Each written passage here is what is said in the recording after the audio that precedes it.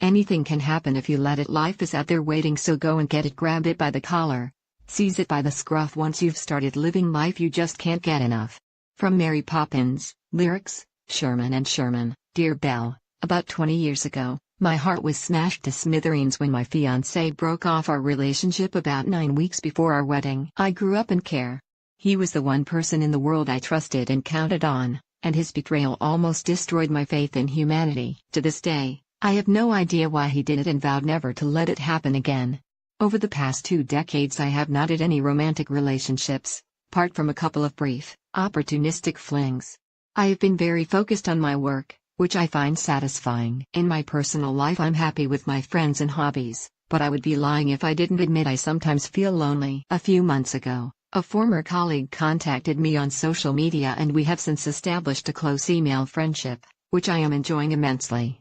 Recently, he admitted he had always liked me and would like to pursue a romantic relationship, if I was willing. He is a gentle soul who has never married. We are both in our 50s, by the way, and I'm fond of him. As far as I know him, I trust him. I'm certain he would never do anything intentionally to hurt me, but, then again, I believe that if my fiancé, and look what happened. I'm deeply torn between wanting to get closer to this man and wanting to protect my heart, which feels as though it is covered with barbed wire and keep out signs. Please give me your perspective. Mimi. Once upon a time there was a lovely lady who lived in a dark room. Once, years and years ago, she had fallen from a carriage driven at great speed by somebody she loved and forever after that lost the use of her legs. So she stayed in her lonely room, gazing fixedly at the locked door in front of her, never needing any sustenance except the pain in her heart. It kept her going, you see, like a hamster captive in a wheel. One day she felt a draft at her neck and thought her room seemed lighter. She also heard strange sounds. Slowly and painfully she turned her head. She wasn't used to moving, and saw to her amazement that there had always been a sash window in the wall behind. It was open, just a small way. She could hear birdsong and smell sweet perfume, like roses, or lilies. And just then a bee buzzed its way under the sash and walked along the sill, its delicate wings glittering in the light. But Our Lady was terrified. The bee might sting her.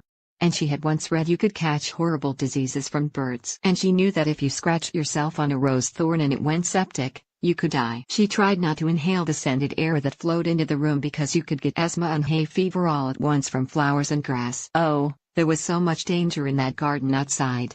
Not to mention ugly things like toads and beetles and grass snakes that might be lurking in the undergrowth. No, she thought, I will not look. I will not smell. I will not listen to birds and bees. I will not feel grass beneath my feet or taste freedom from this room. It's just not safe. And so she turned back sadly and went on staring at the locked door ahead of her, so consumed by fear and anger and sadness that one day there was nothing left of her but a fragile husk, left behind on a chair. No. I refuse that scenario. I will rewrite it and have my lady jump up in excitement, realize with delight her legs work perfectly, run to the window, throw up the sash, fling herself over the windowsill, and break free. All the world is waiting for her, if she will just accept this chance. And my scenario will be made into a beautiful film with such a happy ending, where the heroine takes baby steps towards a new love, in a new life, in a new world, full of the joys of spring. Now is the time to blossom. Right now when the daffodils are blessing us, even if in places they poke their brave, golden heads through snow.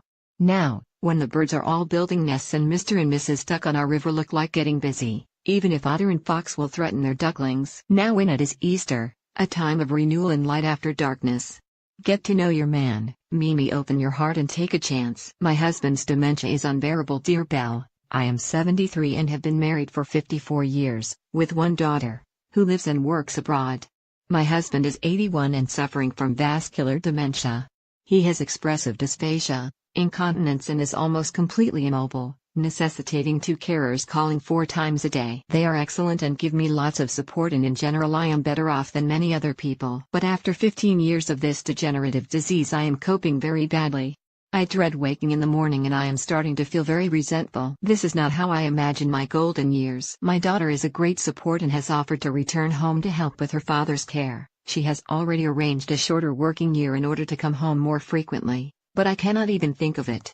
The obvious solution of course is a residential home, but I gave him my word this would never happen. I try to visit my daughter as often as I can, but the effort and forward planning needed make things very difficult. A counselor was excellent, but funds ran out. Then I was limited to only a few sessions on the NHS. I have contacted associations such as Age UK, but they seem to miss the point, arranging lovely outings and lunches for carers, but forgetting the need for respite care for loved ones while we arrange our own entertainment. On the scale of things, we've had a good life, and perhaps it's wrong of me to complain, but at the moment I just feel like walking away from it all. Can you help? Tina, just imagine, when young, that we could gaze into a crystal ball and witness our future unfold. How many of us would want, in terror, to give up right away? And yet, as the days, months and years pass, and we find ourselves exposed to stress and pain, how often do we realize that far from being defeated by sad and bad things we never predicted, we have proved our humanity by enduring them?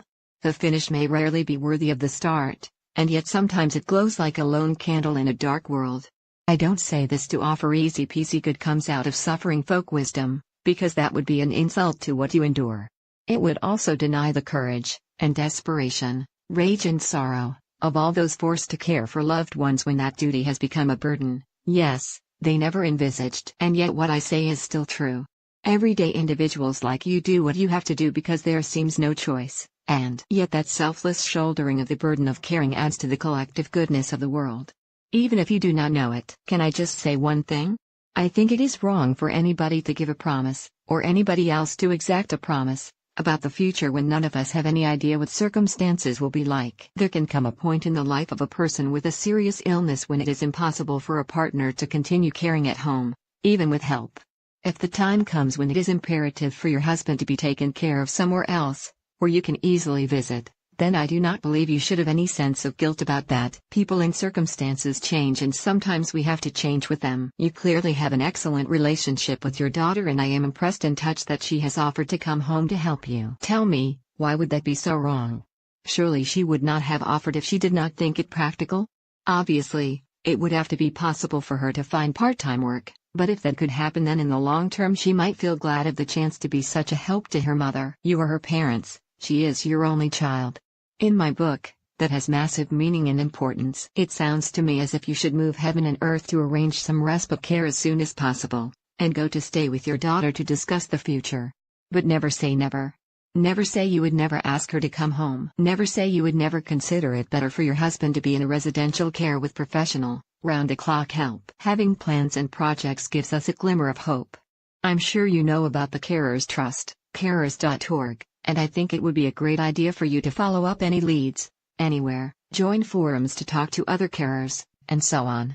You are brave, resourceful, and grateful for the blessings you have had. As you take care of your husband, day by day, you have every right to plan and dream to help make your life better. But please don't keep your daughter away.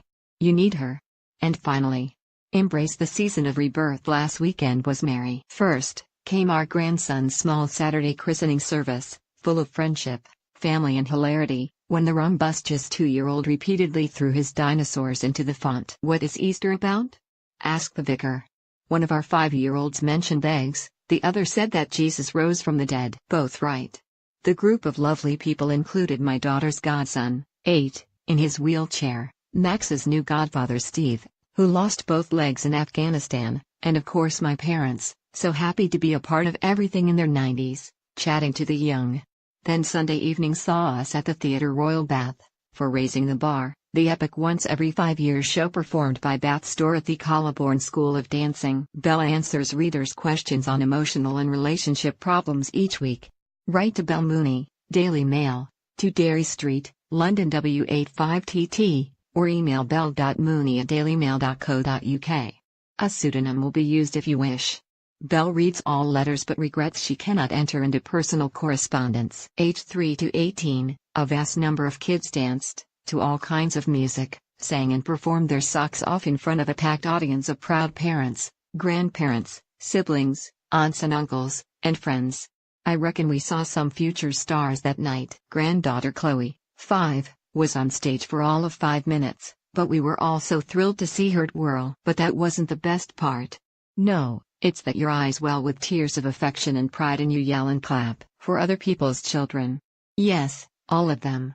Their pure talent and energy, and the effort they put in, and their teachers, of course, was balm for the soul.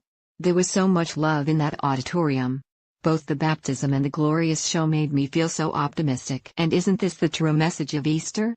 As I say to Mimi in my main answer, this season of rebirth urges us to let spring enter our souls and open our hearts to a world where anything can happen if you let it. Where fantastic young people, who are the future, pour their own hearts and souls into the sheer joy of music and song. And where even a funny plastic dinosaur can be blessed by holy water. Where the freaks at?